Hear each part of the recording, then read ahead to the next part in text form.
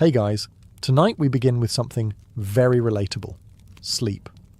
Or, more accurately, how medieval people slept, which turns out to be far weirder than most of us could imagine. So, before you get comfortable, take a moment to like the video and subscribe, but only if you genuinely enjoy what I do here. And let me know in the comments where you're tuning in from and what time it is for you. It's always fascinating to see who's joining us from around the world. Now, dim the lights, maybe turn on a fan for that soft background hum, and let's ease into tonight's journey together. Before electricity, TikTok, and sleep hygiene influences, medieval people approached nighttime with a schedule that would baffle the modern melatonin enthusiast. It was called segmented sleep, a natural two-part sleep cycle, split neatly in half like a stale medieval biscuit. The routine was simple. After sundown, most people turned in early, drifting off into what was known as first sleep. Then, after about 4 hours, they'd wake up, deliberately, and spend the next hour or two doing what can only be described as medieval midnight multitasking. This wasn't considered insomnia. It was just how sleep worked. The watch period between the two sleeps was seen as practical, useful, and occasionally, alarmingly social. People used this time to pray, read religious texts, tend fires, or check their livestock, because nothing ruins your REM cycle, like wondering if your goat is still in the yard. And yes, this was also considered the ideal time for intimacy. Medieval physicians and marriage manuals noted that the body was well rested and calm of mind during this period, which sounds like a polite way of saying too tired to argue. So if you ever thought you were romantic for waking up early to make your partner coffee, just know your ancestors were setting the bar very differently.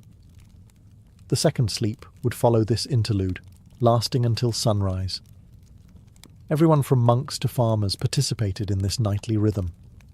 Even literary figures like Chaucer casually mentioned it, which means that, yes, even in medieval literature, people were writing about not sleeping properly. Oddly enough, modern science has suggested that segmented sleep might actually be more natural for humans. The two-sleep cycle aligns with how our circadian rhythms work in the absence of artificial light. So the next time you find yourself wide awake at 2 a.m., don't panic. Just whisper, "Ah, yes, the watch has begun," and go tend a symbolic fireplace. It wasn't until the industrial era, with factories, gas lamps, and the growing fear of unproductivity, that humans began to enforce the idea of 8 uninterrupted hours, as though sleep were a timed sport. In the medieval world, waking up in the middle of the night wasn't failure. It was the schedule, and everyone was on it, whether they liked it or not. Let's talk about beds, or rather, the medieval approximation of them. In today's world, we obsess over thread counts, memory foam, cooling gels, and whether a mattress is cloud-like. In medieval Europe, a bed was often just a pile of stuff that used to be alive, now flattened under the weight of poor sleep and unspoken regrets. The typical peasant bed consisted of a straw mattress, known as a pallet. This was literally straw or hay stuffed into a sack of rough fabric, if they had the luxury of a sack. If not, it was just straw on the floor, possibly damp, possibly already claimed by a cat. These pallets were not comfortable, but they were better than nothing, which was the alternative. Straw was cheap, plentiful, and good at insulating against the cold. It was also great at harbouring insects, lice, and the occasional field mouse, which made sleeping an exercise in cautious stillness. If it itched, you ignored it. If it bit, you just shifted slightly and hoped for the best. If a family had a bit more money, or at least a functional back, they might elevate the straw mattress onto a wooden frame. This didn't change the sleep experience dramatically, but it did reduce the chances of waking up with beetles in your ear. Slightly. Linens were a rare treat. Most people slept in the clothes they wore all day. Pyjamas weren't really a thing, and neither was personal space. Whole families, children, parents, maybe a grandparent, all slept together in the same space, sometimes on the same straw pile. If you got too warm, you could always roll into your cousin's elbow. Nobles, of course, had proper beds. Large wooden frames, feather mattresses, embroidered sheets, and canopies to keep out the drafts and, hopefully, the lice. These beds were so valuable, they were passed down in wills. You didn't inherit land. You inherited Aunt Matilda's suspiciously lumpy feather bed. Still, for most medieval folks, a bed wasn't a place of comfort. It was a place to not freeze, to avoid the chickens, and maybe, just maybe, to dream of being rich enough to one day sleep on something that didn't squawk or rustle. When we hear nightcap today, we think of a cosy little drink. Maybe something with whiskey, a warm fire, and a questionable decision. But in the Middle Ages, a nightcap wasn't a beverage, it was a hat. A real, tangible, often ridiculous-looking piece of fabric designed to keep your head from freezing off while you slept. You see, insulation wasn't exactly the strong point of medieval architecture. Stone walls, draughty thatched roofs, and windows made of thin animal horn or oiled parchment didn't do much against the cold. And central heating? That was called a dog. So to keep their heads warm at night, especially since body heat escapes fastest through the scalp, medieval people adopted the humble nightcap. These hats came in all shapes and sizes, but the most iconic version was long and pointed, like something you'd expect on a wizard who moonlights as a chimney sweep.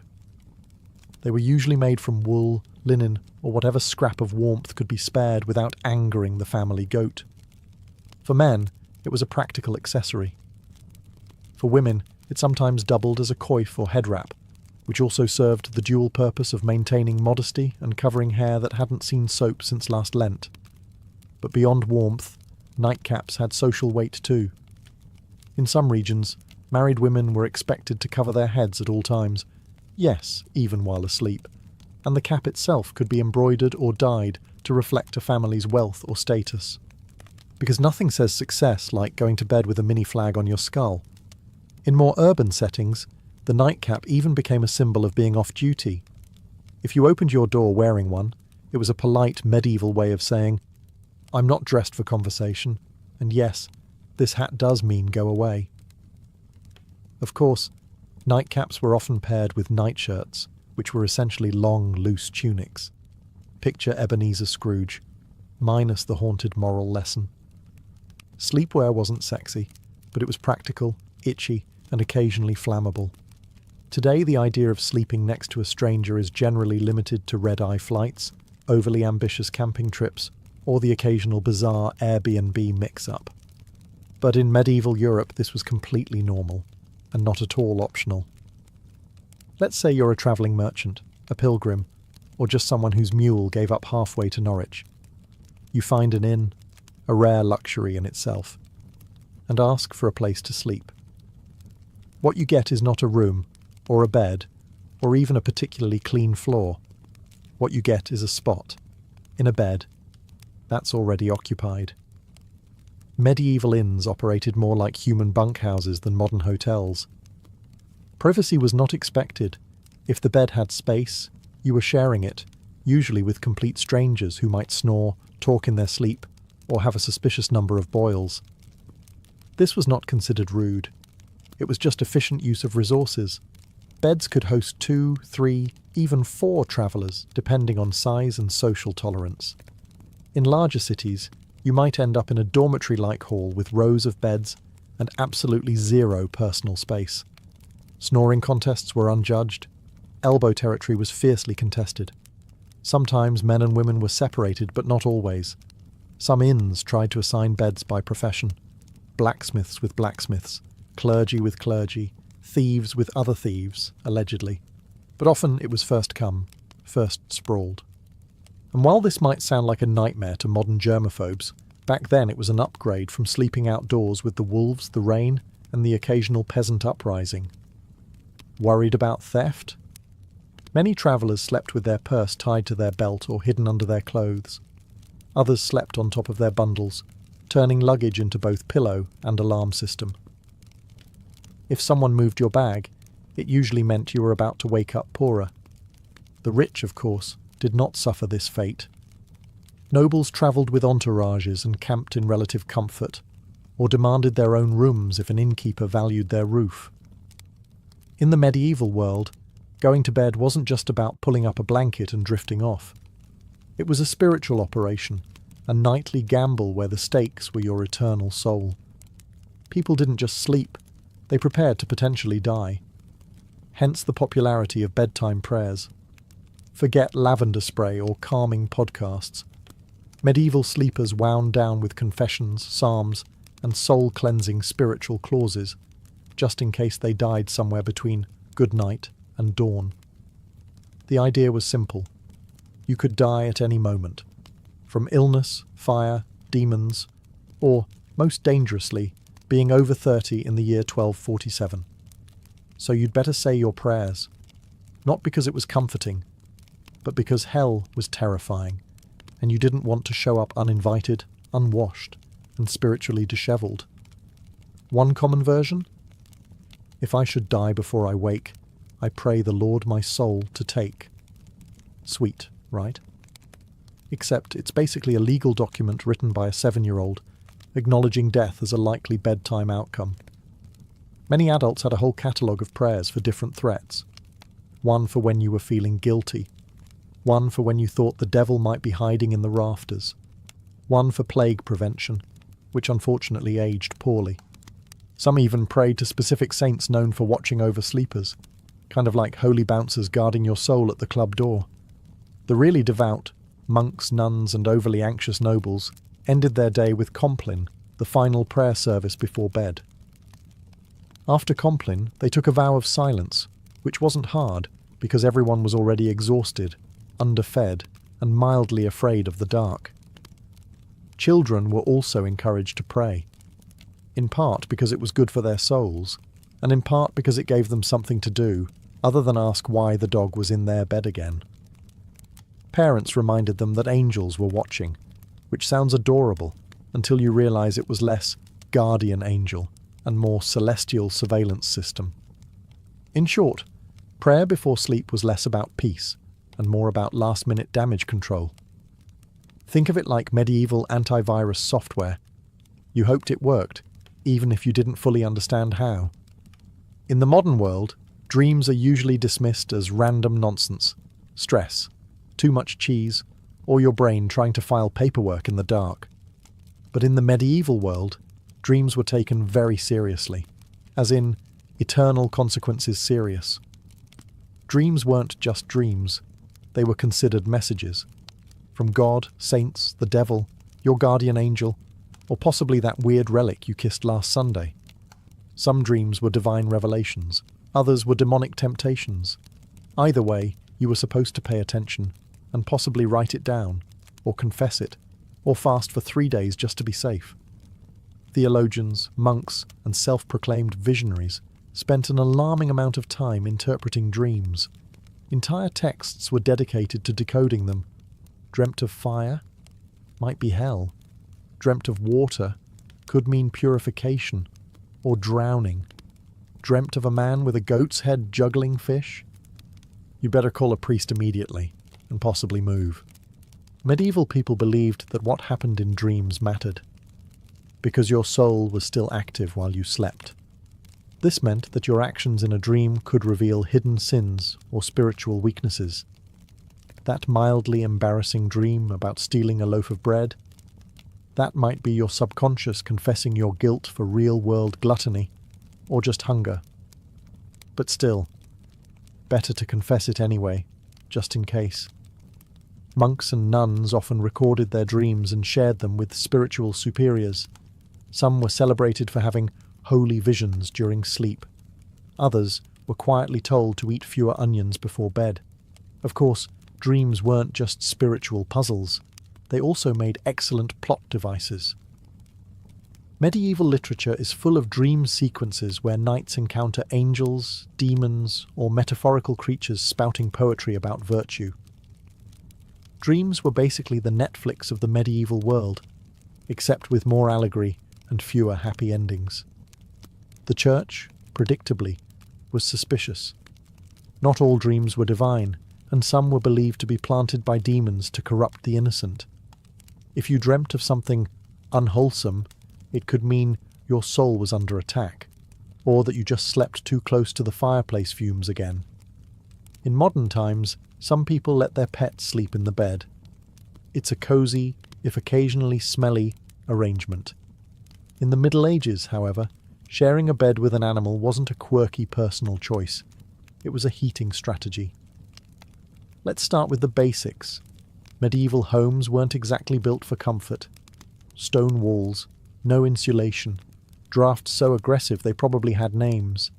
Central heating, that was called the family pig. In peasant homes, it wasn't unusual for humans and livestock to sleep in the same room, sometimes the same bed, and very often the same pile of straw. Chickens wandered freely, dogs curled up at your feet, pigs snorted softly beside the hearth. And if you were lucky, none of them bit you during the night. This wasn't about affection, though medieval people certainly appreciated their animals. It was about survival. Animals generated body heat. They were warm, dependable, and, unlike some relatives, didn't hog the blanket. A large dog could keep your toes from freezing. A cow in the corner might raise the room temperature by a degree or two, which in January felt like a miracle. Medieval homes, especially those of the lower classes, often had just one room for everything: cooking, eating, sleeping, occasionally dying. Everyone, humans and animals alike, made do with the same space. Children might be nestled between parents and a goat. A chicken might serve as an impromptu alarm clock. Hygiene? Let's not ask too many questions. For wealthier families, this wasn't as common. Nobles didn't usually sleep next to livestock, though they might still have lapdogs in bed. Not for heat, but for fashion and flea redistribution. Some castles even had separate sleeping areas for favourite animals, because nothing says power like a dog with its own room and title. There were drawbacks, of course. Animals can be loud. They can wander. And they are not, historically speaking, known for respecting personal space. But medieval people adapted. A hoof in the face at 3 a.m? Just part of the bedtime routine. If you've ever had to share a room at a youth hostel and thought, this is a bit much, allow us to introduce the medieval monastic dormitory, a place where comfort went to die quietly under a vow of silence. Monasteries didn't believe in personal space, or softness, or fun, really. The typical dormitory housed dozens of monks, all sleeping in a single large room, usually arranged in neat rows like morally upright sardines. Beds, if you could call them that, were often wooden planks, sometimes with a straw mattress if the abbot was feeling generous, or it was a feast day. You slept fully clothed. Not out of modesty, but because getting dressed in the dark at 2 a.m. for prayers was more painful than just going to bed already prepared. The monastic uniform, including robe, belt and sandals, doubled as spiritual armour and poor insulation. If you got cold, you layered up. If you got hot, well, no, you didn't. There were no pillows, no privacy curtains, and absolutely no talking.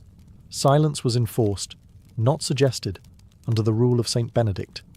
If you rolled over and groaned too loudly, you might find yourself on chamber pot duty for a week. Snoring, however, was a grey area. You couldn't control it, but if it became disruptive, the Lord might still hold you accountable.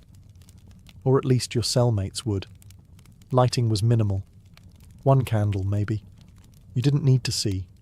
You just needed to lie still and not sin. That was the goal. Despite the austerity, monks believed their Spartan beds were training for the afterlife, preparation for the soul's journey by denying the flesh any excess. Sleep was not a pleasure. It was a necessity, monitored and scheduled like everything else. Some monks even slept sitting up, just to avoid any hint of luxury, or dreams, or circulation. Compared to this, peasant straw piles and snoring pigs almost seem luxurious. At least the pig didn't judge you. Let's talk about something that would horrify most modern sleepers. Waking up voluntarily at 2 a.m, and not for a bathroom break or a doom scroll, but for prayer. Loud, cold, candle-lit prayer. In medieval monasteries, this was standard practice. Monks and nuns followed a rigid daily schedule based on the canonical hours, which included matins, the first service of the day. And by day, we mean the darkest part of the night, when even the owls were still deciding whether to wake up. The bell would toll, often rung by someone who drew the short straw, and the entire dormitory of robed, sleep-deprived souls would shuffle off to the chapel in silence. And yes, still in full clothing, because monks didn't do pyjamas. The only layering system they believed in was spiritual. Inside the chapel, by flickering candlelight and under the echo of stone vaults, they would chant psalms, recite scriptures, and try their best not to fall asleep on their feet. Which, incidentally, was a real issue. There are records of monks being punished for dozing mid-prayer, usually with extra chores or more prayers. You fell asleep in matins? Congratulations, you now get to lead the next one. Matins could last an hour or more. Some particularly enthusiastic orders stretched it to 2. Imagine trying to stay spiritually engaged while your stomach reminds you that dinner was a bowl of lentils and a moral lesson, and your body is actively shutting down. After the service, monks would either return to bed for their second sleep, or, in stricter orders, move straight into study or manual labour. Because nothing says holy discipline like threshing wheat on 4 hours of fragmented rest. Why so early? The idea was to sacrifice comfort and dedicate the first and quietest part of the night to God, uninterrupted by the temptations of daylight, warmth, or REM cycles. It was a powerful symbol of devotion. Or at least it was once you got over the numb feet, the candle smoke, and Brother Ambrose's off-key chanting. In the modern world, sleeping alone is often framed as a luxury, a sign of independence, peace, or just an ability to control the blanket. In the medieval world, though, sleeping alone was considered suspicious, impractical, or just downright unsafe. Let's start with the basics. Warmth. Beds, as we've established, weren't exactly toasty. Stone walls and open chimneys didn't do much to trap heat, and central heating was still several plagues away. So people shared beds for body heat, not out of intimacy, but out of basic thermal desperation. Children slept with siblings, parents, and sometimes the neighbour's kid if they were visiting. It was like a sleepover, but nobody asked if you wanted to be there. But beyond warmth, there was a spiritual reason for sleeping in groups. Many people believed the night was when the devil worked overtime. Alone in the dark, your soul might be vulnerable to temptation, or worse, possession. Having others nearby created a kind of moral buffer zone. If something went wrong, at least someone would witness it, or catch the demon first. For children, being alone at night was practically unthinkable. Not just for comfort, but because ghosts, fairies, and wandering spirits were all part of the nightly landscape. Tales warned against solitary sleep as a gateway to mischief and spiritual peril. And unlike today's bedtime stories, these tales didn't end in hugs. They ended in disappearances. Even married couples often shared their beds with children, servants, or random guests. Privacy was not a concept so much as a modern myth. In fact, the idea of 2 people sleeping alone in a giant bed was so foreign that it would have been considered either wasteful or deeply, deeply suspicious. In religious contexts, even monks often slept communally, and if someone was assigned to sleep alone, it was often for disciplinary reasons. Yes, in some cases, being alone in bed was literally a punishment. Medieval logic, solitary sleep, grass opportunity for sin. Group sleep, public accountability. Next time you're curled up in your own bed, with your own blanket, in a room that doesn't smell like goat, enjoy the silence. In medieval times, you'd probably have 2 kids, a sheepdog, and a cousin in there with you, all of them snoring. If you've ever accidentally fallen asleep sitting up, in a lecture, a carriage, or a dentist's waiting room, you probably woke up with a crick in your neck and a deep sense of regret. But in the Middle Ages, sleeping upright wasn't an accident. It was a lifestyle. Some medieval folks, particularly the wealthy or religiously devout, chose to sleep propped up rather than lying flat. Why? A few reasons, none of them particularly restful. First, there was a medical belief that lying flat was bad for digestion, the lungs, or the general balance of the bodily humours. In a world where doctors thought a sneeze could rearrange your soul, this logic made perfect sense. Upright sleeping, they believed, helped avoid congestion of the brain, which sounds ominous, but mostly meant don't drown in your own phlegm. Second, there were spiritual concerns. Lying flat was considered too close to the posture of the dead. You didn't want to confuse God, or worse, attract attention from the angel of death by sleeping in the same position used at funerals. Superstitious? Absolutely. But when your local priest doubled as the community's health consultant, you picked your battles carefully. As a result, people often slept partially reclined, supported by large bolsters, pillows, or the wooden headboard equivalent of a medieval lazy-boy. Nobles sometimes had their beds rigged with angled supports to maintain a semi-seated posture, perfect for digesting one's evening meat pie or fending off surprise demon attacks. Monks took it a step further. In stricter orders, they might even sleep sitting upright on a bench, or leaning against a cold wall with nothing but a hood to muffle the discomfort. It wasn't about health, it was about discipline. If you were too comfortable, you might dream. If you dreamed, you might sin. If you sinned, well, welcome to confession at 5 a.m. Needless to say, this wasn't about quality rest. It was about virtue, discomfort, and mildly confusing theology. Forget haunted dreams or goblins under the bed. For medieval people, the real monsters of the night were already in the sheets, small, persistent, and entirely uninterested in your prayers. We're talking, of course, about fleas, lice, and the medieval bedroom's unofficial mascot, the bedbug. Let's not sugarcoat it. Hygiene wasn't exactly medieval Europe's strong suit. Baths were rare, laundry was expensive, and soap was sometimes made from substances better left unnamed.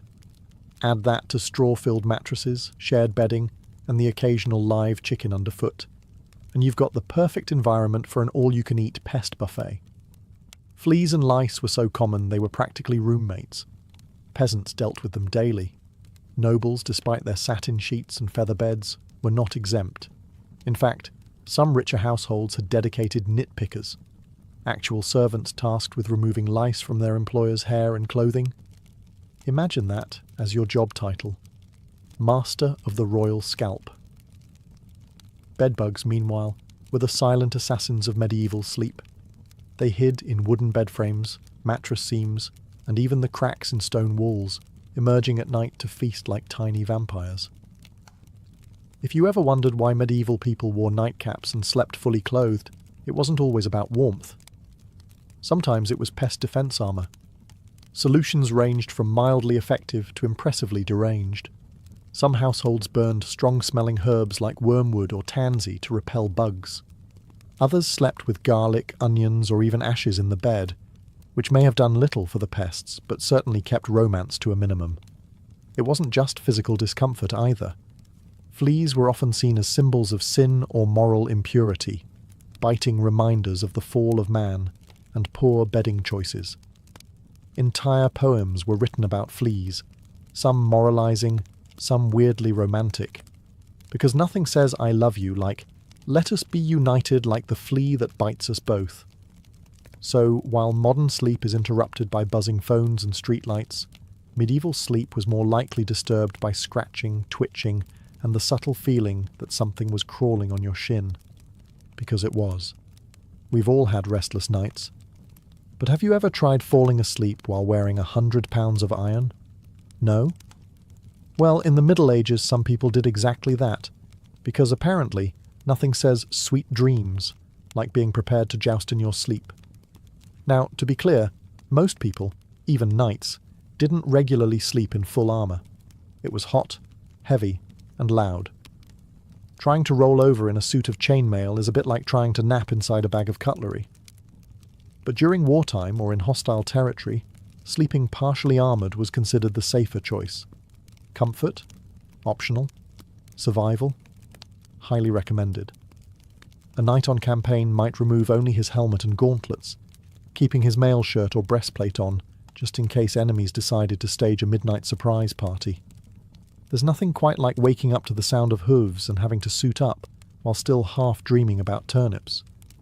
In castles under siege, men-at-arms might even sleep with swords or axes at their side, like some very aggressive bedtime security blankets. Shields doubled as pillows, and if the enemy breached the walls, well, at least you wouldn't have to get dressed. Priorities. Of course, sleeping in armour wasn't exactly restorative. Iron isn't breathable, and chainmail has a bad habit of pinching skin. Add cold stone floors, minimal bedding, and the ambient sounds of snoring comrades and crackling torches, and you've got a sleep environment that ranks somewhere below airport terminal on the comfort scale.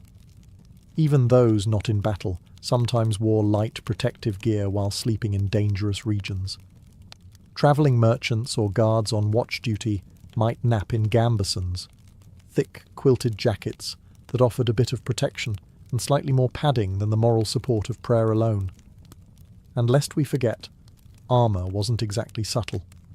If you rolled over the wrong way, you might clank so loudly that everyone else woke up and assumed the apocalypse had arrived. Again, in a time when nightly demons, lice infestations, and pigs in your bed weren't considered unusual, you might think that sleepwalking was just one more medieval inconvenience. But oh no, it was much more dramatic than that. In the Middle Ages, if you started wandering around in your sleep, people didn't chalk it up to stress or exhaustion. They assumed you were possessed, bewitched, or had unfinished business with the Holy Roman Empire. Sleepwalking, or noctambulation if you wanted to impress the local monk, was poorly understood and often feared. The idea that someone could rise from their straw pallet, shuffle across the room, and stare blankly at a wall was less harmless parasomnia and more devil's rehearsal dinner. Accounts from the time suggest that people were genuinely spooked by sleepwalkers. Picture this: a man in a long nightshirt, candle in hand, eyes glazed, mumbling Latin that he didn't actually speak while stepping over livestock.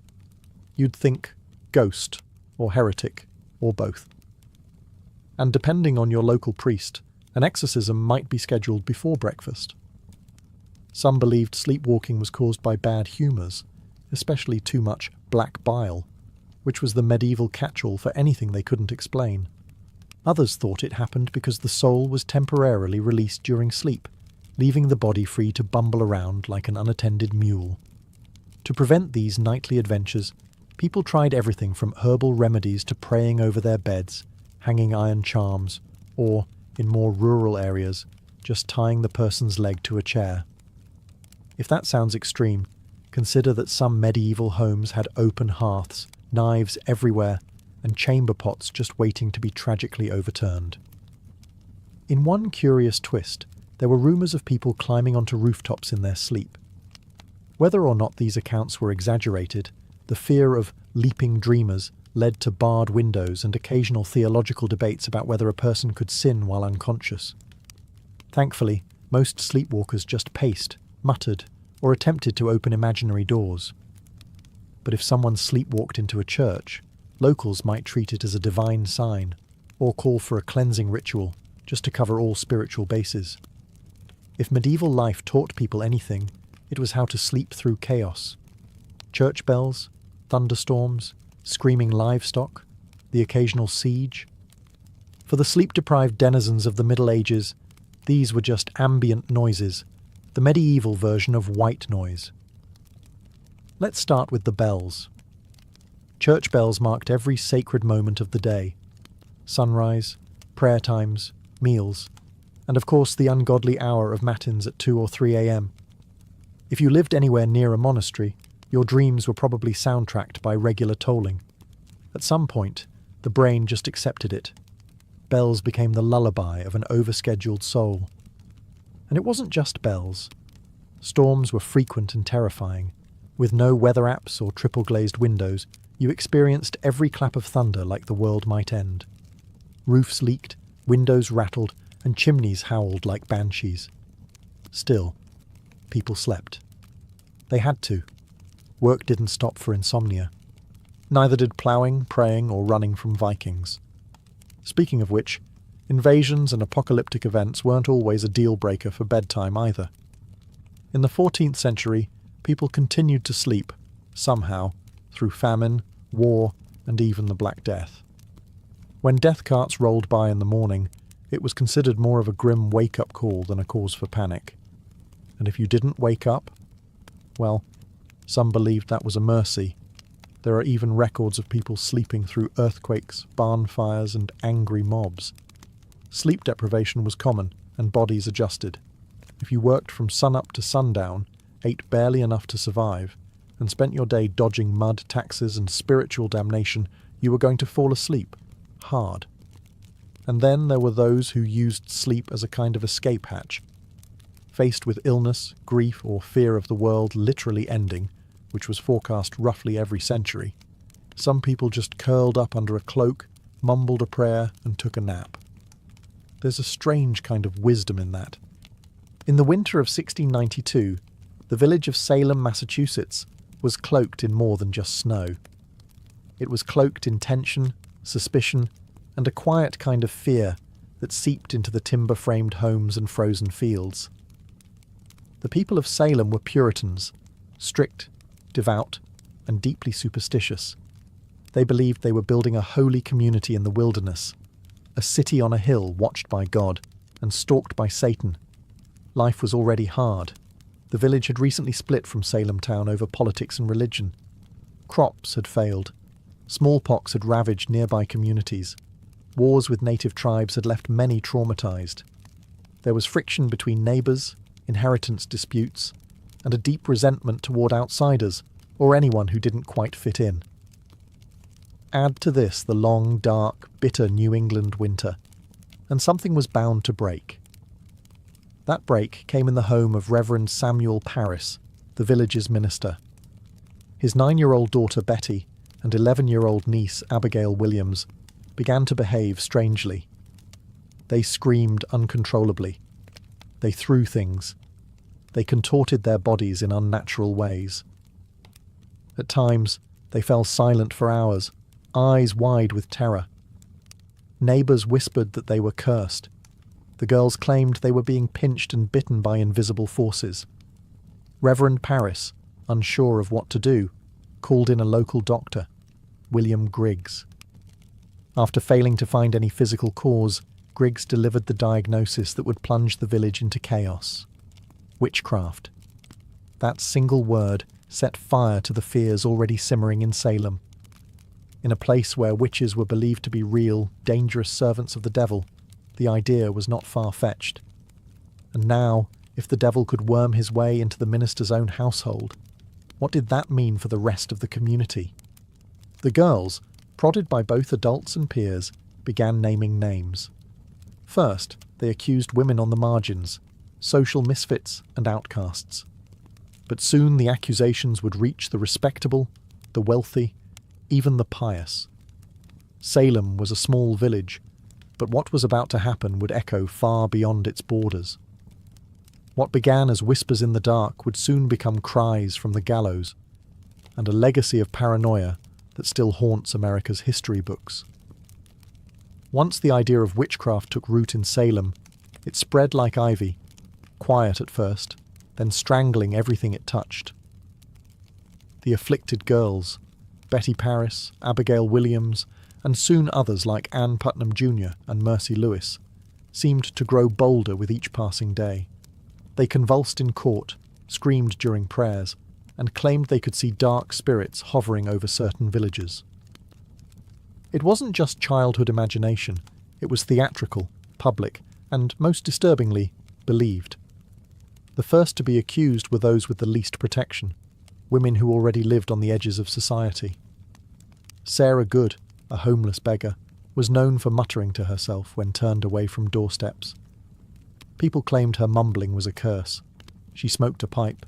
She snapped at children. She fit the mould of a witch because she didn't fit the mould of a Puritan woman. Sarah Osborne hadn't attended church in over a year and had scandalised the community by marrying her indentured servant after her first husband died. A woman who defied convention, clearly suspect. Tituba, the enslaved woman in Reverend Parris's household, was the most exotic of all. Originating from Barbados, Her storytelling, accent, and folklore frightened the villagers. Under pressure, possibly even physical beatings, Tituba confessed to witchcraft. But instead of clearing the air, her confession blew it wide open. She told a story of a tall man in black, a figure associated with the devil, who asked her to sign a book. She said she saw strange animals, yellow birds, red cats, and even spectral dogs. But most damning of all, she claimed there were other witches in Salem. That was all the court needed to hear. Once Tituba opened the door, others rushed through it. New names were added weekly. Neighbors turned on neighbors. Old grudges were disguised as righteous accusations. Property disputes turned into spectral assaults. If someone's cow died suddenly, it must have been witchcraft. If a baby cried during a prayer, surely that was the devil's doing. The fear became so infectious that not even the innocent dared to speak out. To defend an accused witch was to invite suspicion upon yourself. Silence was safety. And so, the web of accusations widened, trapping the village in its sticky, unseen threads. Logic was fading. Hysteria was now in control. As accusations mounted and the village reached a fever pitch, the colonial government stepped in. Governor William Phipps, recently appointed and eager to maintain order, established a special court to deal with the chaos. It was called the Court of Oyer and Terminer, from the French meaning to hear and determine. But what it really became was a factory for fear-driven justice. The court convened in Salem town in June of 1692, and it was no ordinary tribunal. Its rules were warped by panic. Instead of requiring hard evidence or reliable witnesses, it allowed something far more dangerous: spectral evidence. Spectral evidence was testimony that a spirit or spectre of the accused had afflicted the victim. In other words, if a person claimed to have seen your ghost-like form in a dream choking them, that was admissible in court. Never mind that the accused could be asleep at church or miles away. It was their spirit doing the devil's work. You couldn't cross-examine a dream. And worse, you couldn't disprove it. Children were now treated as star witnesses. Their seizures, screams, and gasps in court became more theatrical by the day. One girl, Mary Walcott, would fall into fits the moment a suspected witch entered the room. If a prisoner looked at her, she shrieked.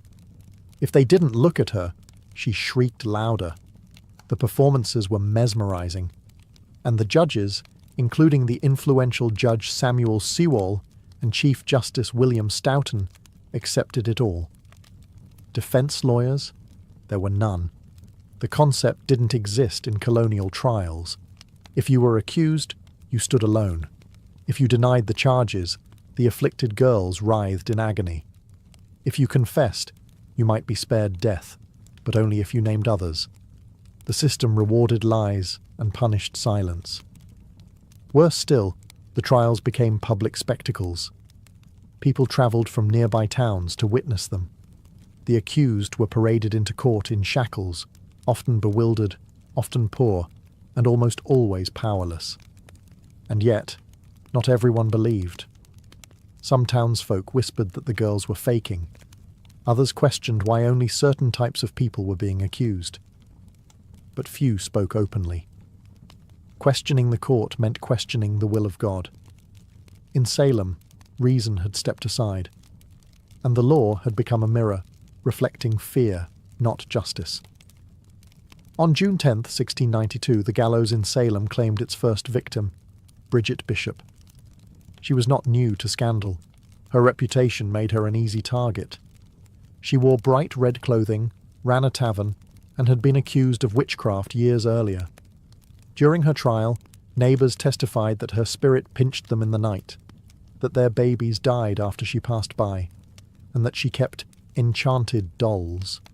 She denied everything. Still, the court found her guilty. She was led to Gallows Hill, a barren, wind-swept patch of earth just outside Salem. No prayer, no mercy. The rope was pulled, the crowd watched, and with that single execution, the machinery of death began to churn. The hangings that followed came quickly.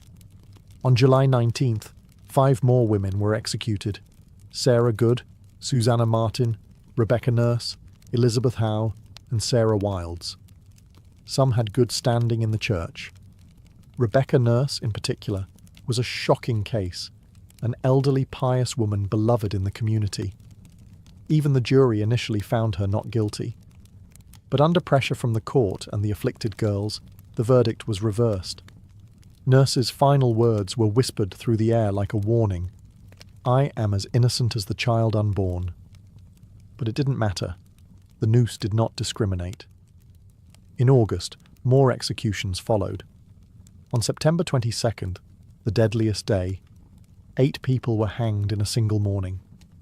Among them was Martha Corey, a woman who had doubted the trials early on, and her husband Giles Corey, who met a different fate. Giles refused to enter a plea. The court, unable to proceed with a trial without one, resorted to an ancient English punishment: peine forte et dure. He was pressed to death. Stones were piled on his chest, slowly, cruelly, over 3 days. His final words, as legend has it, were "more weight." By the end of the hysteria, 19 people had been hanged, 1 pressed to death, and at least 5 more died in jail awaiting trial. Dozens confessed falsely to save their lives. Over 200 people were accused. The gallows cast long shadows over Salem, not just on the hill, but in every heart. Fear had become law, and justice, blindfolded, had been led to the scaffold.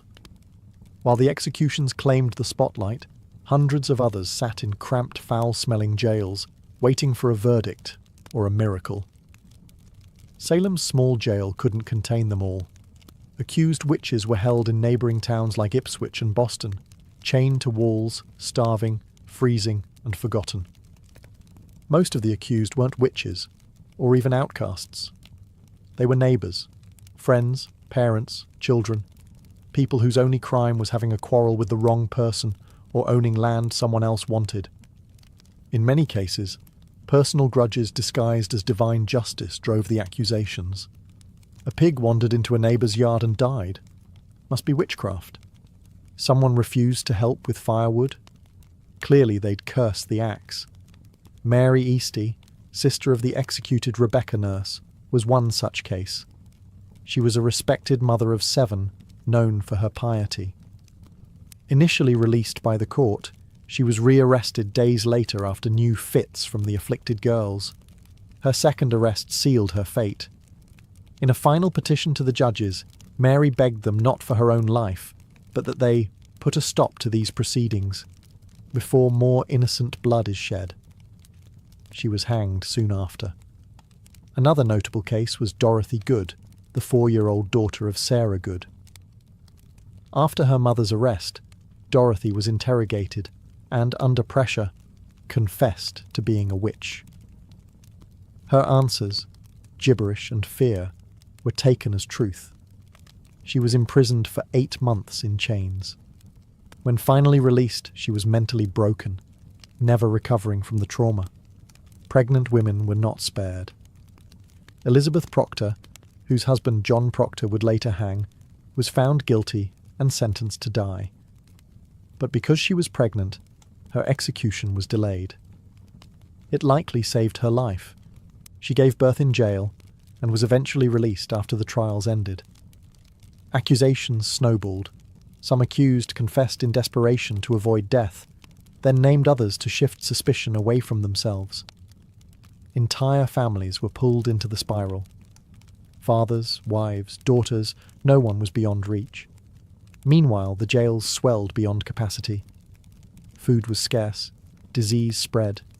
Some died awaiting trial, lost in the legal limbo of paranoia. And still, new names were added each week. In Salem, it no longer mattered who you were, only who was willing to say your name.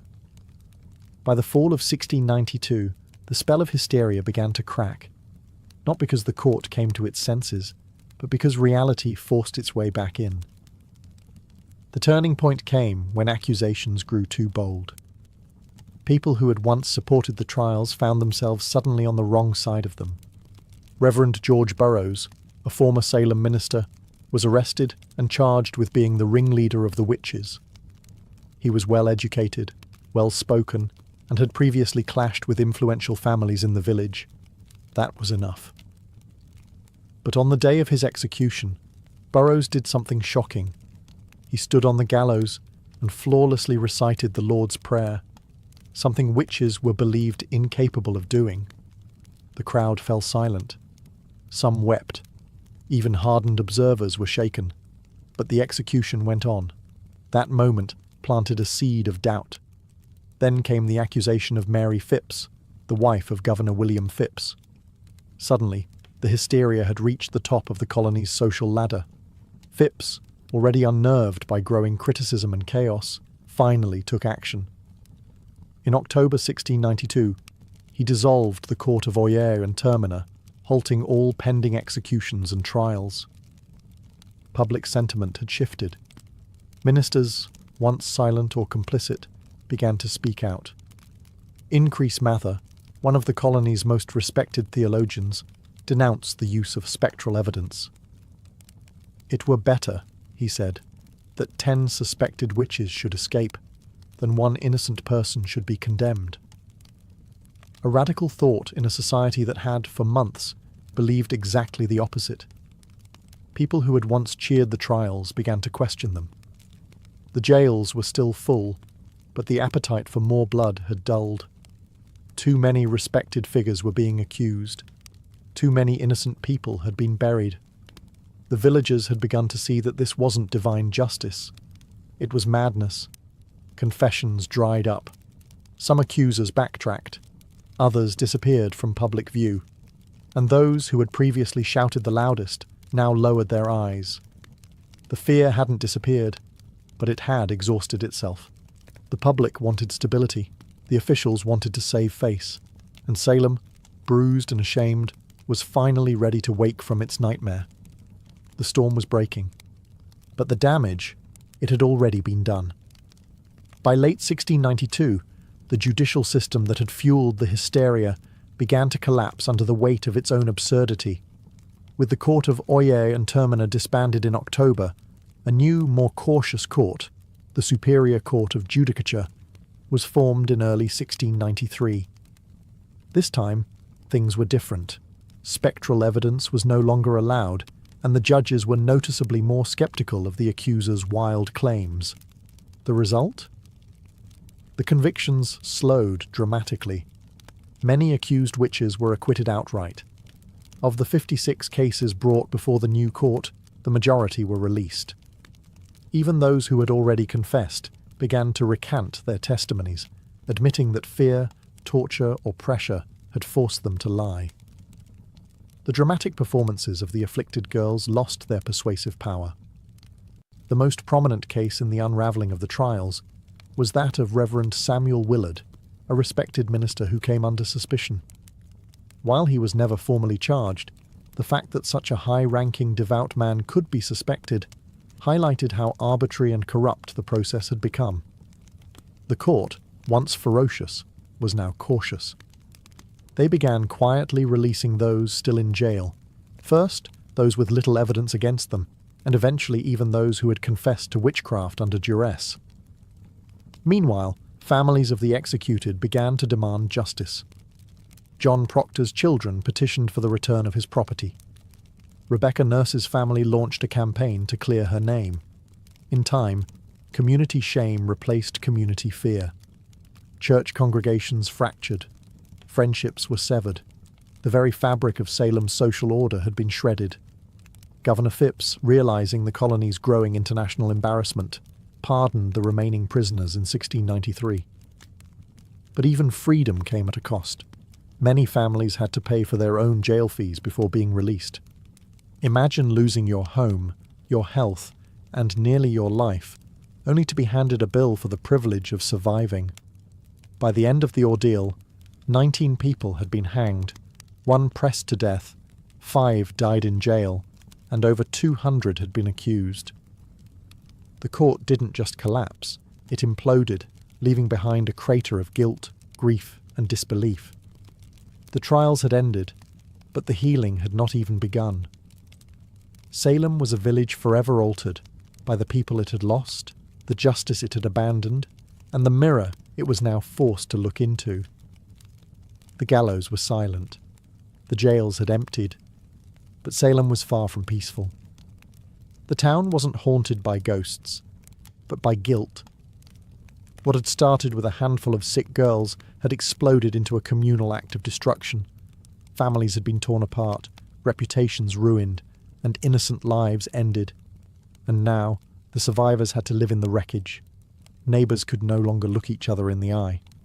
The same people who once prayed together had testified against one another. Some of the afflicted girls quietly left town. Others faded from the public eye.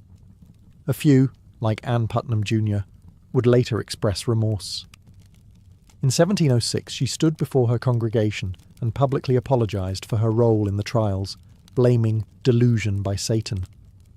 But for many, the damage was beyond words. The court officials, too, carried their burden. Judge Samuel Sewall, one of the most prominent figures in the trials, was one of the few to admit wrongdoing. In a remarkable act of public penance, he stood during a church service in 1697, while a minister read out his confession and prayer for forgiveness. It was a rare moment of accountability in a time when most tried to forget. But forgetting wasn't easy. The families of the condemned began demanding compensation. Over the years, petitions flooded the Massachusetts government, asking for official pardons, for returned property, for public acknowledgement that the executed were innocent. Slowly the government responded. In 1711, the colony passed a bill restoring the rights and good names of some of the victims, and offered limited financial restitution to their heirs. But even that wasn't comprehensive. Some families, like the Coreys and the Proctors, were left out entirely. Whispers of witchcraft never quite left New England. But in Salem, the shame became part of the town's identity.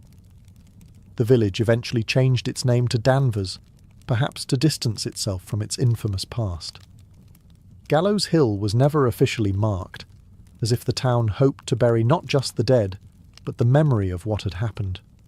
But the memory persisted, in sermons, in stories, in the silence between former friends.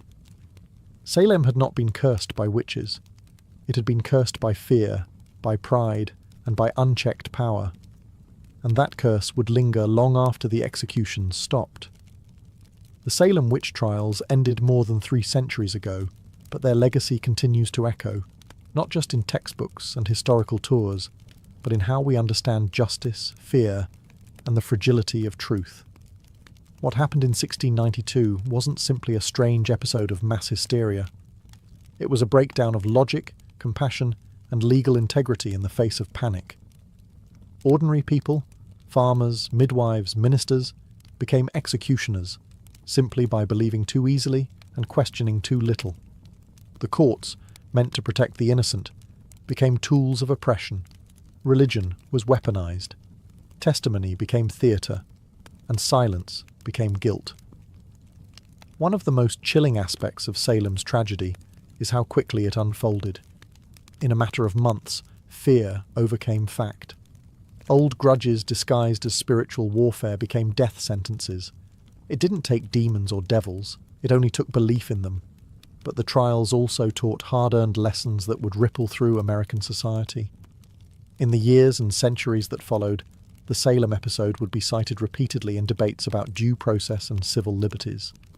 The US Constitution, written nearly a century later, would explicitly prohibit things like ex post facto laws and bills of attainder, measures that had, in effect, doomed the accused in Salem.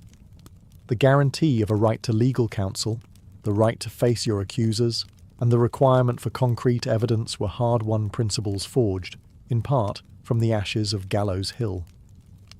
In modern times, the phrase witch hunt has become shorthand for political persecution or moral panic, though it's often used with little regard for the real terror those words represent. In truth, Salem was not a metaphor.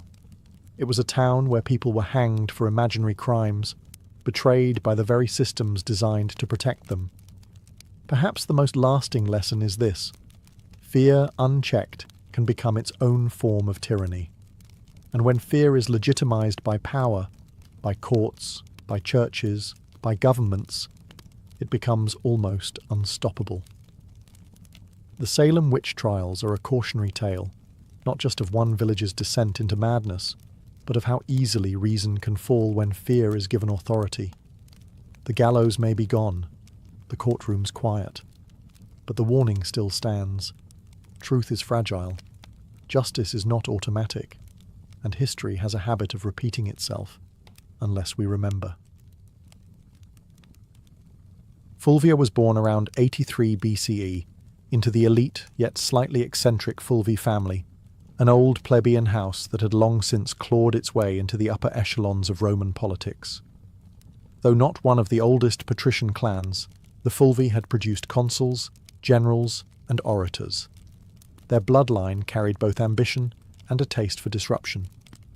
Fulvia's father, Marcus Fulvius Bambalio, was known more for his bumbling speech than his political legacy. His nickname, Bambalio, literally referred to his stammer. But Fulvia, she was no stammerer. She was born to command. From a young age, Fulvia would have been surrounded by the sharp-edged world of Roman power. Senators and generals debated policy in her home. Elections and treachery were daily news. She would have seen how politics wasn't just played in the forum, but in marriages, funerals, rumours, and backroom deals. Women in elite Roman households were expected to be quiet partners, refined, educated, and obedient. Fulvia would break all of those expectations. She was wealthy, highly educated, and connected, and she knew it. While her early life remains hazy in the historical record, her later actions suggest a young woman who was observant, politically literate, and utterly unafraid. This wasn't someone who faded into the background. She had a strong personality, a sharp political mind, and a will to act even in the male-dominated space of Roman governance. This was also a period of unprecedented instability. The Republic was unravelling. Civil wars, populist revolts, and power struggles between generals like Sulla, Pompey, and Caesar were turning Rome into a pressure cooker. The old rules were collapsing, and Fulvia came of age right in the middle of it. Rather than recoil from chaos, Fulvia would learn to use it. Her early life didn't produce the kind of modest matron Rome idealized. It produced a woman who saw politics not as a man's world to be feared, but as a battlefield to be mastered. She would go on to marry 3 powerful men, each one a radical player in Roman history. But Fulvia wouldn't just marry power. She would command armies, lead revolts, and become the first Roman woman to appear on coinage, not as a goddess, but as herself. Rome wasn't ready for Fulvia, but she was ready for Rome. Fulvia's first marriage was to Publius Clodius Pulcher, and it was anything but conventional. Clodius was no ordinary Roman noble. He was a populist agitator, a political arsonist with a flair for chaos, scandal, and street-level power. To many of the Roman elite, he was dangerous. To the masses, he was a hero. And to Fulvia, he was a strategic opportunity. Their marriage, sometime in the early 50s BCE, united Fulvia with the man who had turned the Roman Republic into his personal stage. Clodius was infamous for his theatrical defiance of tradition. He had once disguised himself as a woman to infiltrate a sacred female-only religious ceremony in Caesar's home, scandalous behaviour that only seemed to raise his popularity. He later renounced his patrician status to run for the tribunate of the plebs, an office that gave him veto power over the Senate. Clodius understood Rome's street politics better than most, and Fulvia, far from being a passive consort, was right there beside him. She wasn't a silent partner. Roman sources suggest that Fulvia actively participated in her husband's political world. She engaged with his supporters, was visible during his campaigns, and managed their household as a hub for Clodian politics. Together, they represented a new kind of Roman power couple. Bold, populist, and unapologetically aggressive. But the alliance came at a cost. In 52 BCE, Clodius was murdered on the Appian Way by the bodyguards of his political rival, Titus Annius Milo. His death sent shockwaves through Rome. But Fulvia was not about to mourn quietly. She staged a political funeral that historians still talk about today. She paraded Clodius's mutilated body through the Roman Forum, bloodied wounds exposed for maximum effect. The public was horrified and enraged. Riots erupted. The Senate House was burned to the ground. Fulvia had turned personal grief into public uprising. This was her first major political act, and it worked. Her ability to manipulate public emotion, use spectacle as strategy, and wield her husband's legacy as a weapon made her a new kind of player in Roman politics. Clodius was gone, but Fulvia had stepped out of the shadow, and Rome would never see her the same way again. Fulvia didn't linger in mourning. In Rome, political capital had a short shelf life, and she understood that better than anyone. Shortly after the violent death of Clodius Pulcher, she entered into a second marriage, this time to Gaius Scribonius Curio, a rising political star and one of Julius Caesar's most passionate supporters. On the surface, Curio seemed an unlikely match. He had a flamboyant reputation and a taste for drama, but beneath the bravado was a sharp political operator. As tribune of the plebs in 50 BCE, Curio wielded enormous influence during one of Rome's most volatile periods. The Republic teetered between war and peace, between Caesar's ambitions and the Senate's resistance. Fulvia saw in Curio not just a husband, but a bridge to the next power block. This was no romantic rebound. It was a calculated alliance. With Clodius gone, Fulvia needed a new political anchor, someone who could carry forward the populist legacy her first husband had built, and someone who had Caesar's backing. Curio fit both bills. Through him, Fulvia remained tightly embedded in the shifting power dynamics of Rome. She didn't just marry into the movement, she helped shape it. Fulvia ensured Clodius's supporters stayed active, rebranding their cause under Curio's leadership and keeping the urban masses politically engaged. But the Roman world was collapsing fast. Tensions between Caesar and Pompey exploded into civil war. Curio threw himself into the fight, taking Caesar's side. Fulvia, as always, remained politically involved. She reportedly helped organize support and manage resources for her husband's campaign. In 49 BCE, Curio led a military expedition to Africa to secure Caesar's position, but it was a disaster. He was ambushed and killed by the forces of King Juba the Aenes of Numidia. His death was brutal, and his army annihilated. Once again, Fulvia was widowed, and once again, Rome waited to see if she would fade into the background. She didn't. Curio's death only solidified her status as a political widow with dangerous resilience. She had now lost 2 husbands to Rome's civil unrest, and both had died fighting for populist causes. But Fulvia was far from finished. Her most audacious partnership, and her most dramatic chapter, was still to come. Fulvia's third and most famous marriage was to Mark Antony, the ambitious general and loyal ally of Julius Caesar. Their union, forged sometime around 47 BCE, wasn't merely a romantic attachment, it was a merger of power. Fulvia had already proven herself as a master of Roman street politics. Antony, rising rapidly through the military and political ranks, needed that kind of savvy support in Rome. Together, they formed one of the most politically potent couples of the late Republic. By the time of their marriage, Fulvia was no stranger to blood and betrayal. She had buried 2 husbands and outmaneuvered countless enemies. Antony was no stranger to scandal either. He drank, he gambled, and his personal life was notoriously chaotic. But with Fulvia, he had found someone who could do more than entertain him. She could defend his interests, hold his alliances together, and rally supporters when he was away on campaign. And Antony, despite his brash exterior, understood her value. He allowed Fulvia to exercise authority that no Roman woman had publicly wielded before.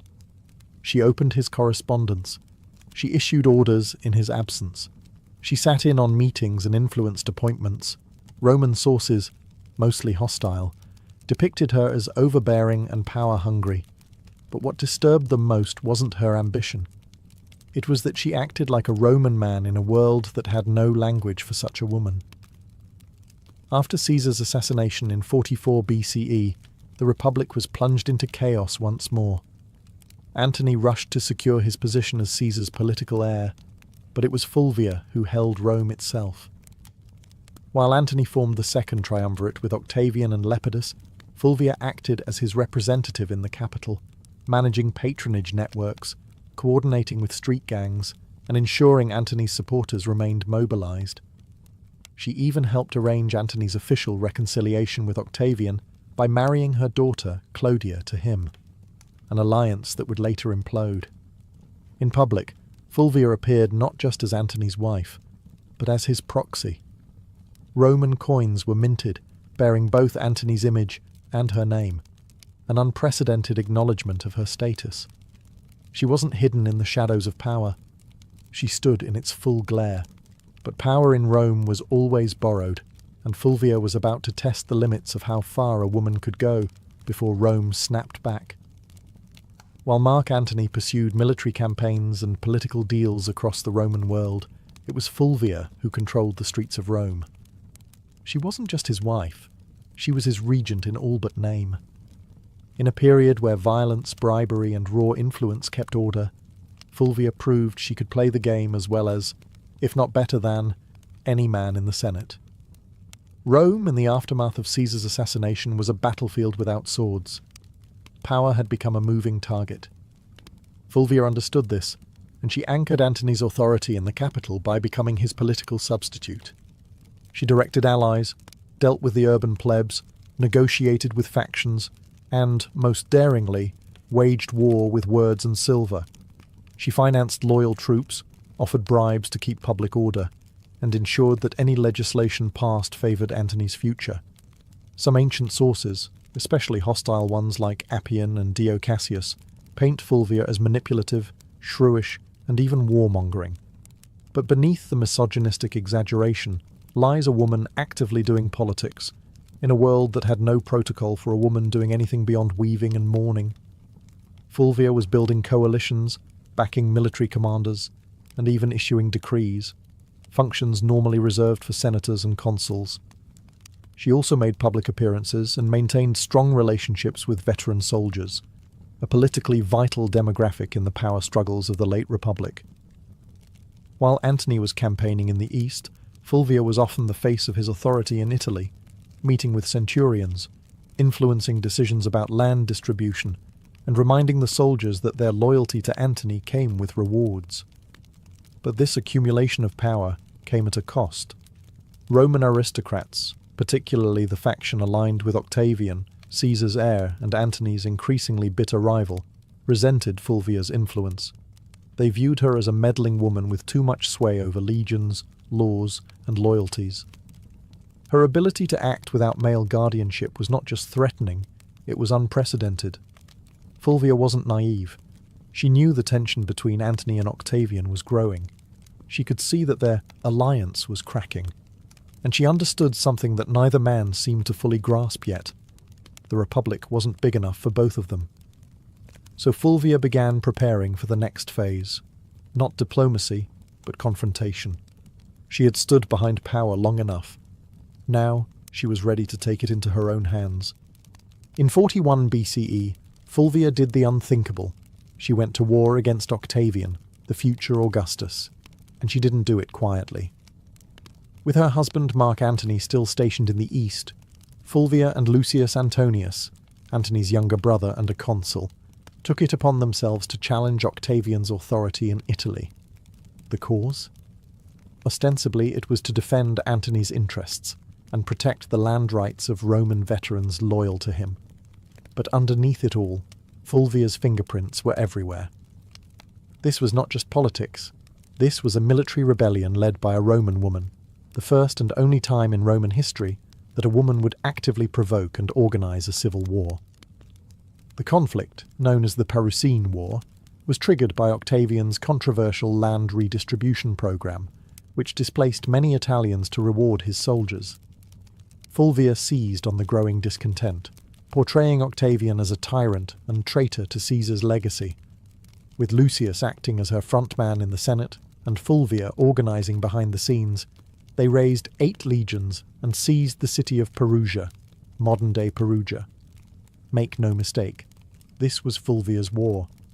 Ancient sources suggest she was more invested in the conflict than Lucius himself.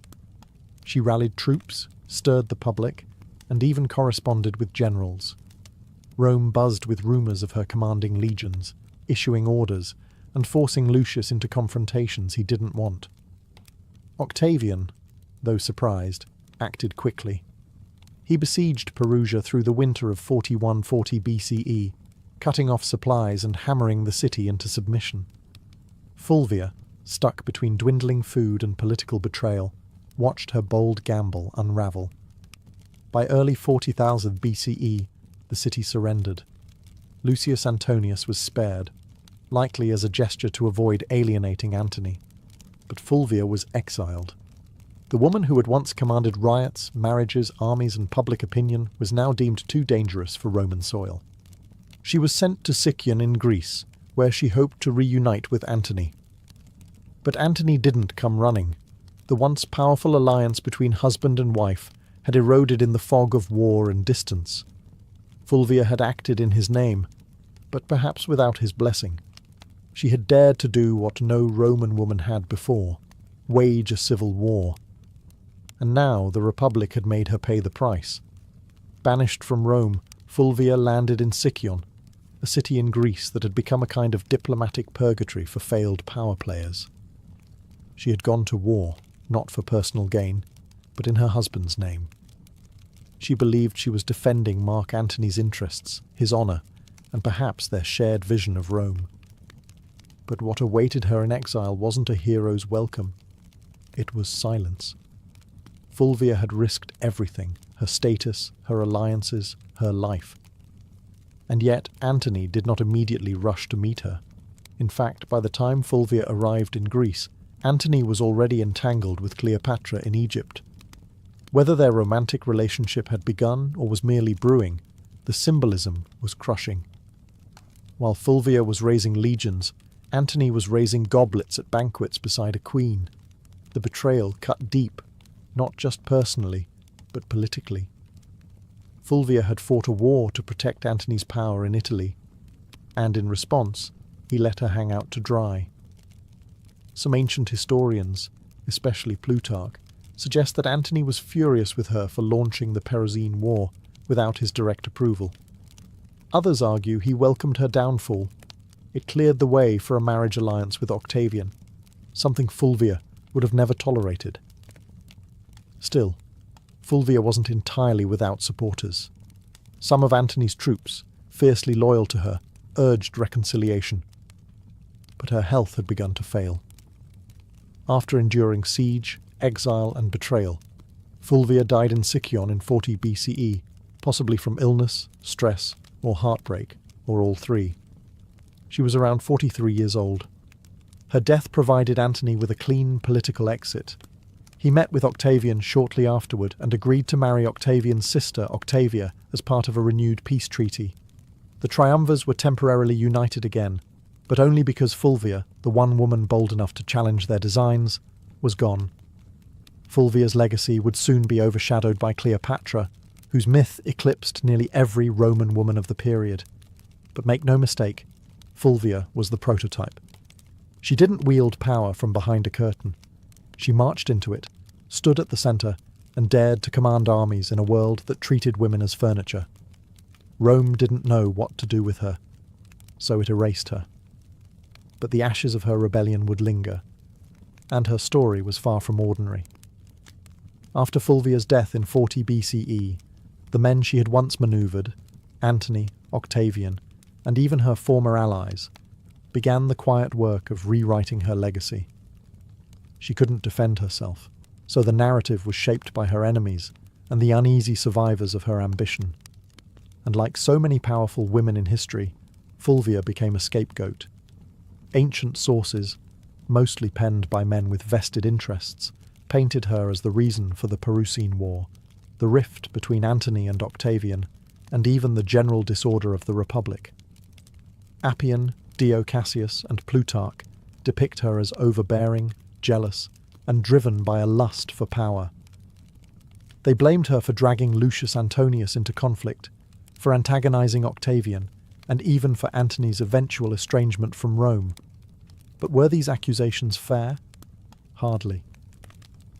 Fulvia had operated within a political climate where violence and manipulation were expected, at least if you were a man.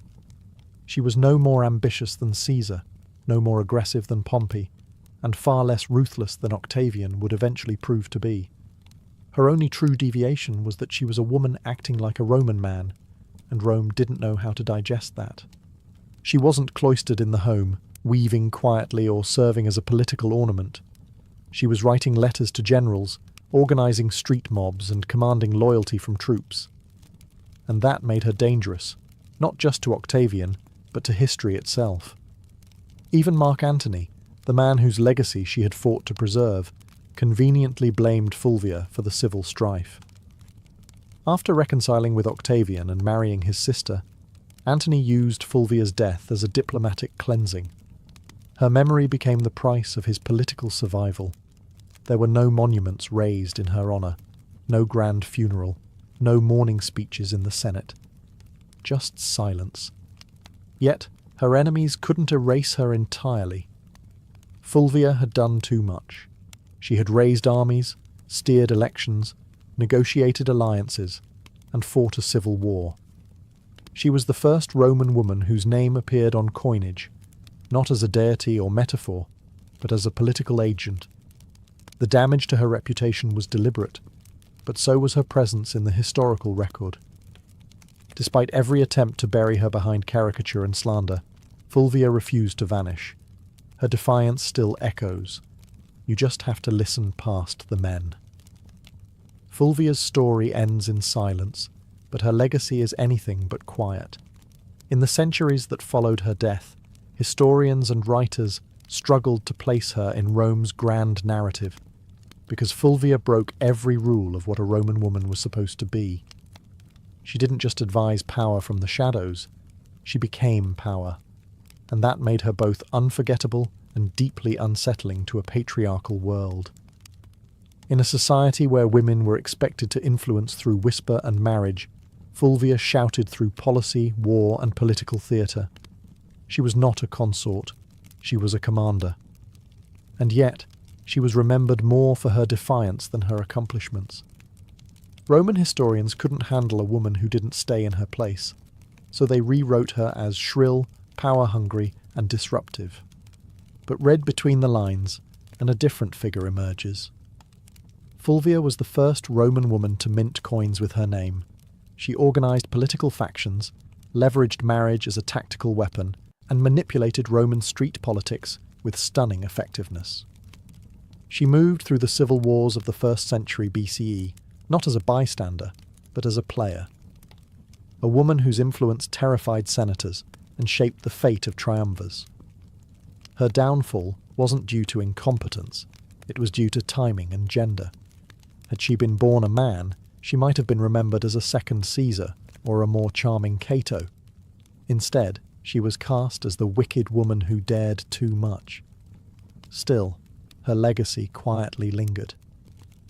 Later, Roman women like Livia Drusilla, Agrippina the Younger, and even Cleopatra herself, though of a different world, would all operate in the shadow Fulvia helped carve. They would manipulate emperors, wield armies, and control succession. But Fulvia did it first, and with no imperial title to shield her. Today, modern historians have begun re-examining Fulvia with fresh eyes. No longer a cautionary tale, she is being recognised as one of the most politically active women in Roman history, someone who tested the boundaries of female power and paid the price. She didn't simply live in the age of triumvirs, she challenged them. And while Rome may have tried to erase her, Fulvia left fingerprints in every corner of its collapse. Not a footnote, a force, a woman centuries ahead of her time. By the summer of 1963, the United States was a country teetering between two worlds, one rooted in centuries-old systems of oppression and another aching to breathe free. In the Deep South, segregation wasn't just a social norm, it was the law. Black Americans were barred from restaurants, schools, buses, voting booths, and even drinking fountains. Police brutality was rampant. Lynching still occurred. And in places like Birmingham, Alabama, peaceful protesters were being met with snarling dogs and high-pressure fire hoses. But change was coming, and it wasn't asking for permission. In just a few years, the civil rights movement had surged into the national spotlight. Sit-ins, freedom rides, and boycotts had become familiar headlines. Leaders like Rosa Parks, Medgar Evers, and John Lewis were no longer just names. They were symbols of defiance. The March on Washington wasn't born out of a single conversation. It was the result of rising frustration and fierce hope. Black Americans were no longer content with waiting. They were demanding civil rights, and they were determined to make their voices heard where it mattered most, the nation's capital. The idea of a mass march in Washington, D.C. had been floating around for decades. A. Philip Randolph, a labor organizer and longtime civil rights advocate, had originally proposed the concept in the 1940s. Back then, it was meant to pressure the Roosevelt administration to desegregate the defense industry. That protest was called off after Roosevelt caved and signed an executive order.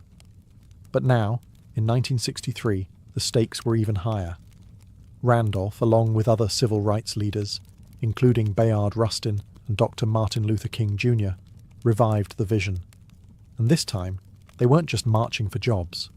They were marching for dignity, for voting rights, for school desegregation, for equal pay, and most importantly, for the basic human right to live free of fear. Over a dozen major civil rights organizations came together to plan it, despite their many disagreements, because they understood the power of a unified front. The countdown had begun. Buses were being organized, flyers were spreading. Word of mouth was moving faster than newspapers, and across the country, Black Americans were preparing for what would become one of the most unforgettable moments in American history. The dream was taking shape, one footstep at a time. Pulling off a protest of any kind in Washington, D.C. was no small feat, but planning one for over 100,000 people, possibly more, was madness. Logistically, it sounded like a nightmare. Food, water, transportation, sound systems, bathrooms, medical teams, permits, crowd control, safety plans. And yet, somehow, they made it happen.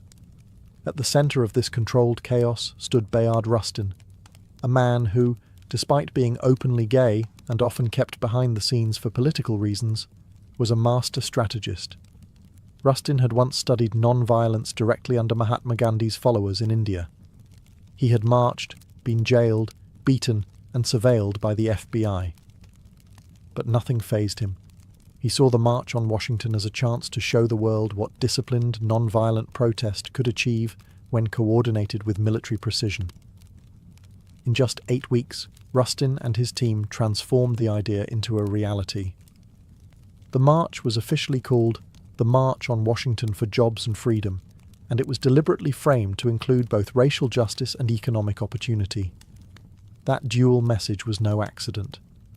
While Dr. King would later become the spiritual symbol of the day, it was Randolph and Rustin who made sure the demands were just as much about unemployment, minimum wage, and workers' rights as they were about civil rights.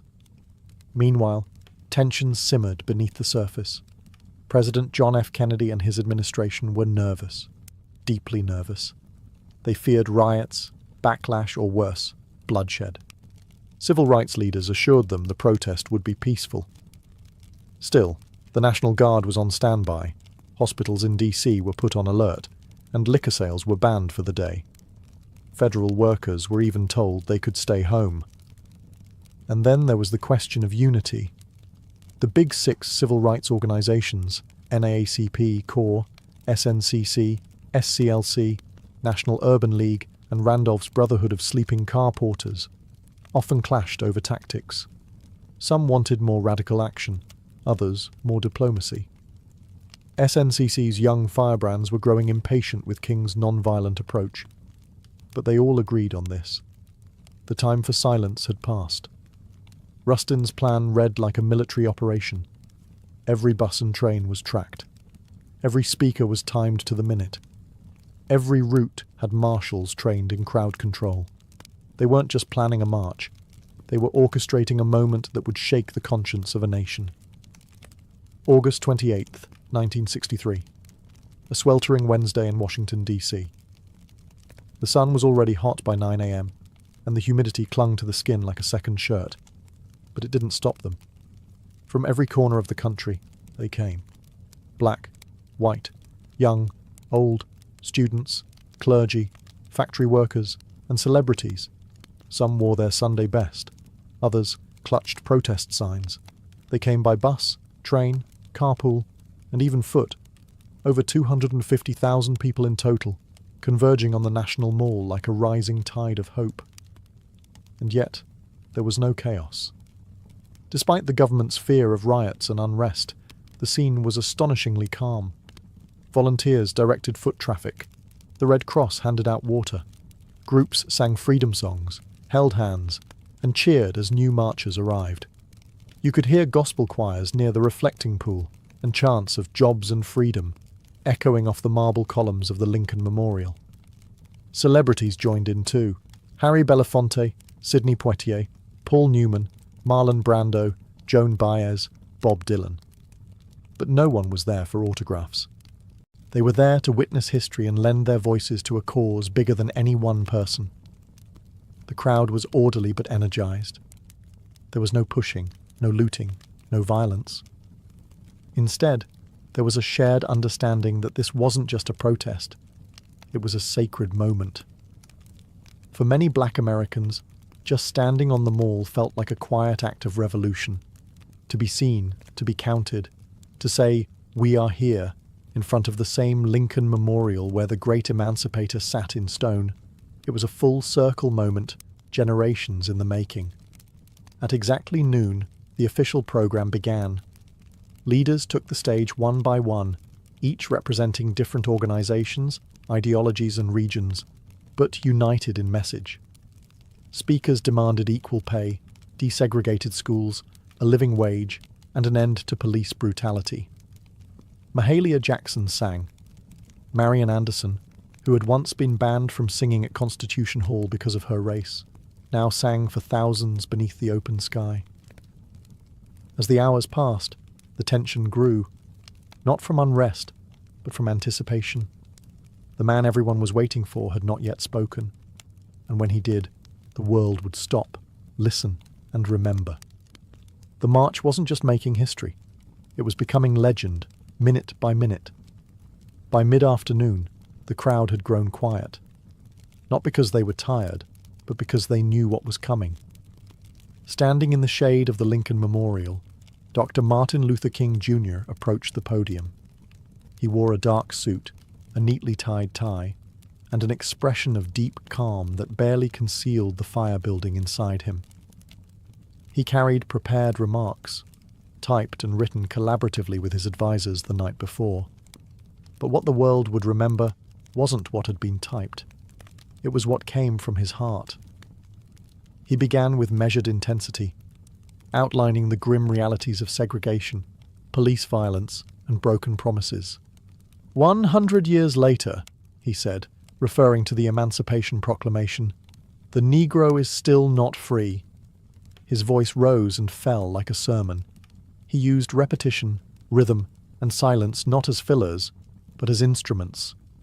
The crowd listened in rapt attention, some nodding, some wiping away tears, others holding signs that simply read, "Now."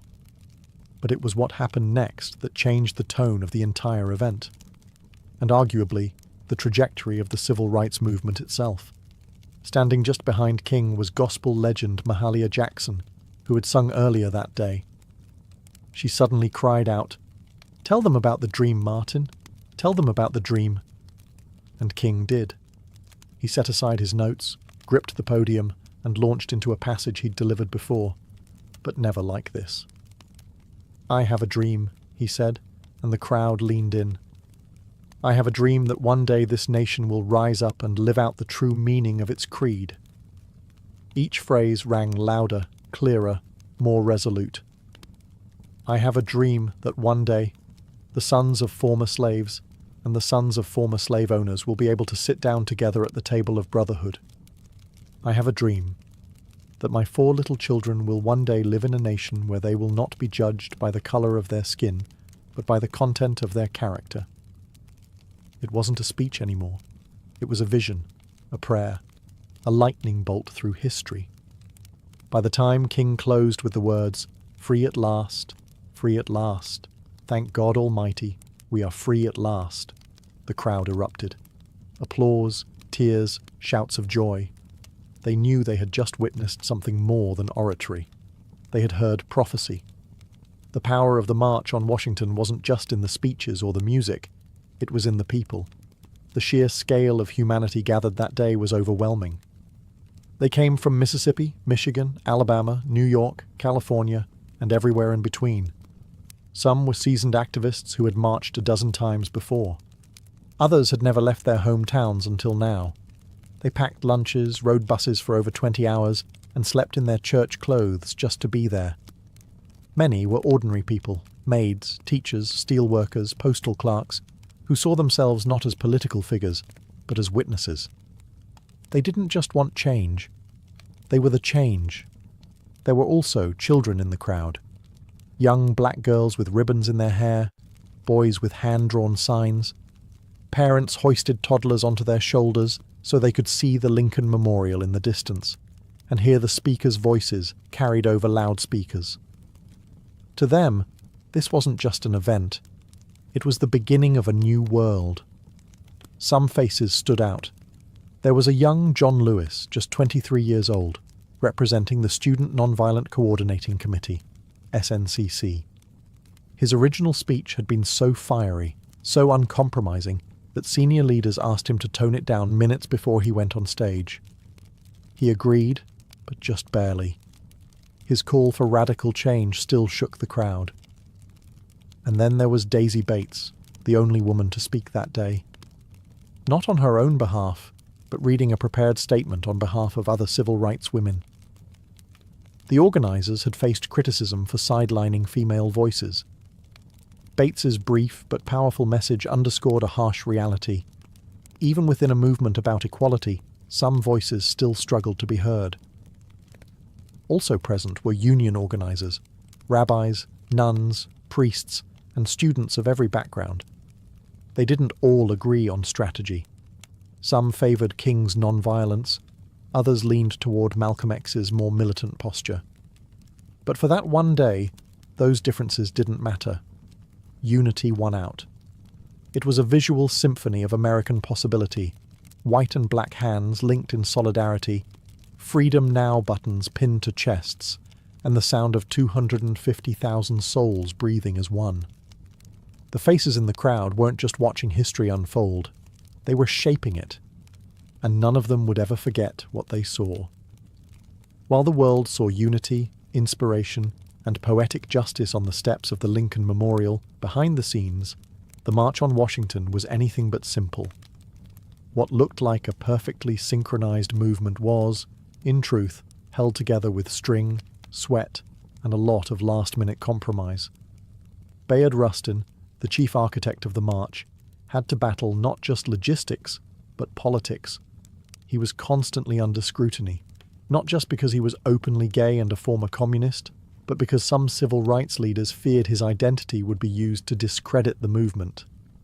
In fact, Congressman Adam Clayton Powell had once threatened to publicly accuse Rustin and Dr. King of being lovers if King didn't remove Rustin from an earlier campaign. That threat haunted every stage of planning. Then there was the issue of women's voices. Despite the critical roles played by women like Ella Baker, Diane Nash, and Dorothy Height, none were invited to deliver major speeches on their own. Rosa Parks was in the crowd that day, revered by all, but she was not given the microphone. Behind the powerful optics of the march lay the truth. The movement still struggled with its own hierarchies and blind spots. Even within the Big Six organizations, friction bubbled.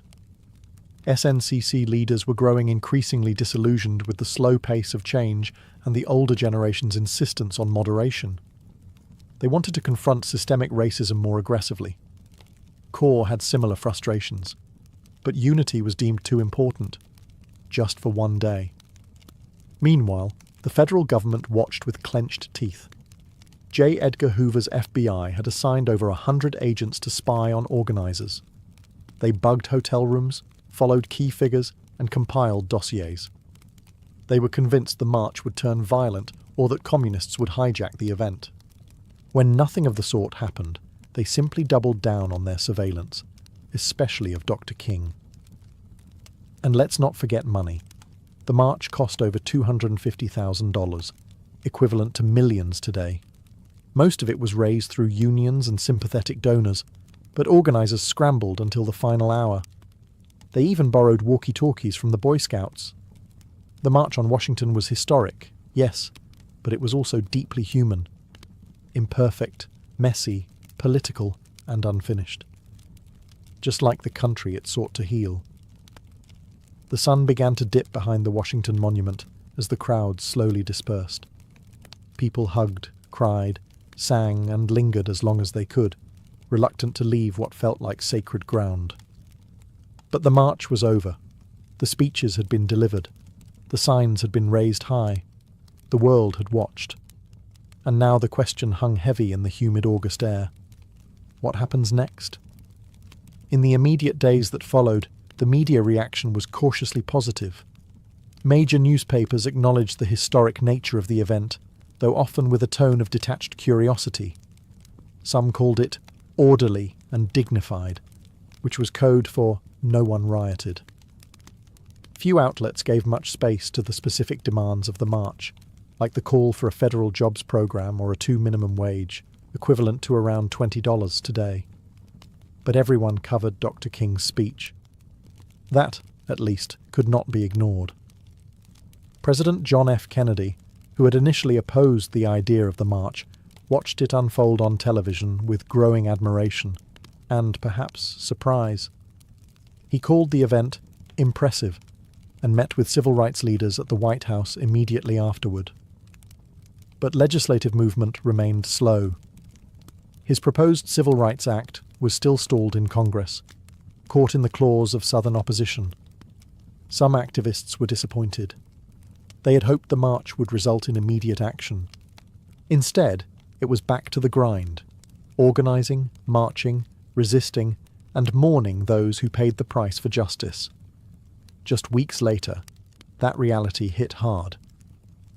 On September 15, 1963, 4 black girls were killed in the 16th Street Baptist Church bombing in Birmingham. The dream had been voiced, yes, but the nightmare wasn't over. Still, something had changed. The March on Washington marked a new phase in the civil rights movement. It proved that mass protest could be disciplined, powerful, and impossible to ignore. It brought together a coalition broader than ever before. Labor unions, faith leaders, celebrities, students, and working-class Americans, all in one place, united by justice. And most of all, it gave the movement a voice. A dream. A speech that would be quoted, studied, and echoed across the world. The march was over, but the road was just beginning. And that road would soon lead through blood, legislation, and transformation. The March on Washington didn't just rattle the conscience of America, it reshaped its moral landscape.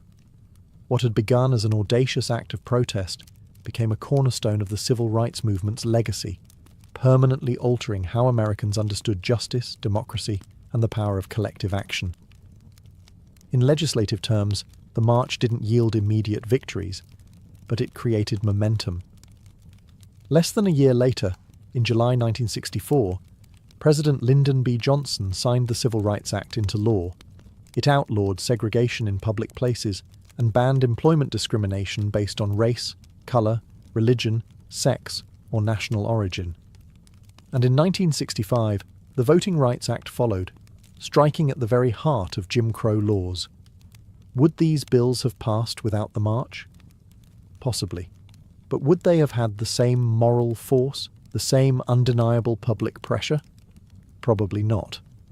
For Martin Luther King Jr., the speech that day propelled him into a new realm. He went from respected leader to global icon. But fame came with cost: surveillance, threats, and ultimately assassination in 1968.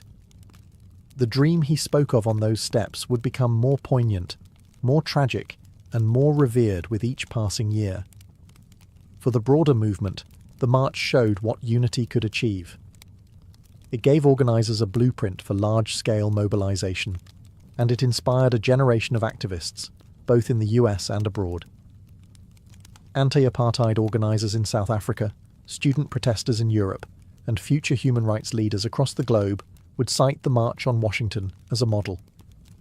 But the legacy isn't just historical. The language of the march, the idea of jobs and freedom, the image of peaceful resistance, the echoes of "I have a dream," still pulses through modern protest. From the Million-Man March to Black Lives Matter rallies, echoes of 1963 reverberate with every chant and every cardboard sign. In Washington, D.C., King's Memorial now stands just across the tidal basin from the Lincoln Memorial.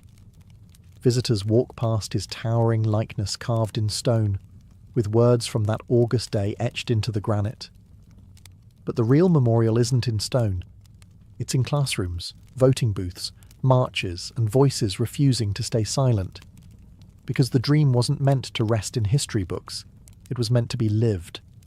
And the legacy of that summer afternoon still dares us to do just that. More than 60 years have passed since that summer afternoon when over 250,000 people stood shoulder to shoulder beneath the shadow of the Lincoln Memorial. The March on Washington has been immortalized in textbooks, documentaries, and museum exhibits. Dr. King's speech is taught in schools.